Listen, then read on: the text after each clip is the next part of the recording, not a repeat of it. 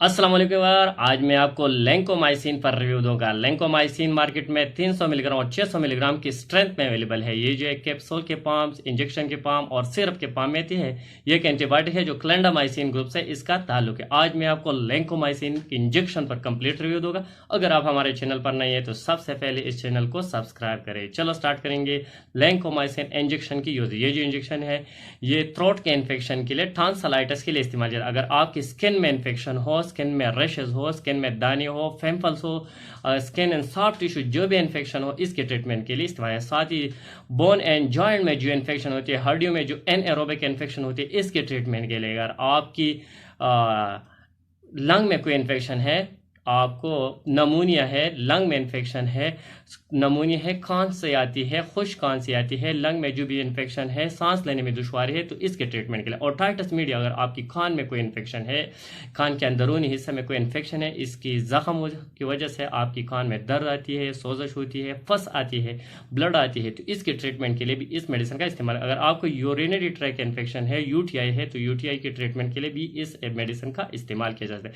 ये एक antibiotic medicine है। अगर जो भी बैक्टीरियल इन्फेक्शन हो आपकी जिस्म में, तो इसके ट्रीटमेंट के लिए भी इस मेडिसिन का सहारा ले सकते हैं आप। अगर इसकी कॉन्ट्राइंडिकेशन को देखा जाए तो ये प्रेगनेंसी में कॉन्ट्राइंडिकेटेड है, लैक्टेशन में कॉन्ट्राइंडिकेटेड है। जो बंदा हाइपर सेंसिटिव हो इस मेडिसिन से, इसको भी नहीं देना चाहिए।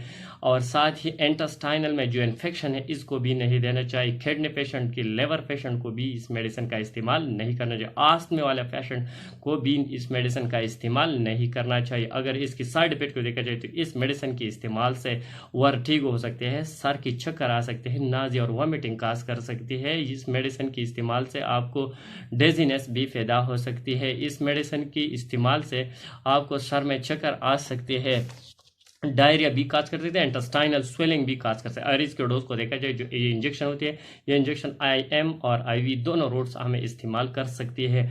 और साथ ही 600 मिलीग्राम एडल्ट के लिए दिन में 2 दफ़ा, और चिल्ड्रन के लिए 300 मिलीग्राम दिन में एक ही दफ़ा इस्तेमाल करना होगा। अगर इन्फेक्शन सीवियर हो तो चिल्ड्रन के लिए 300 मिलीग्राम 2 दफ़ा BD इस्तेमाल करना, और एडल्ट के लिए 600 मिलीग्राम दिन में 2 दफ़ा सुबह और शाम लगाना चाहिए। लेकिन जो भी डोज आपकी डॉक्टर आपको रेकमेंड किया, इतनी ही डोज में इस्तेमाल करना होगा।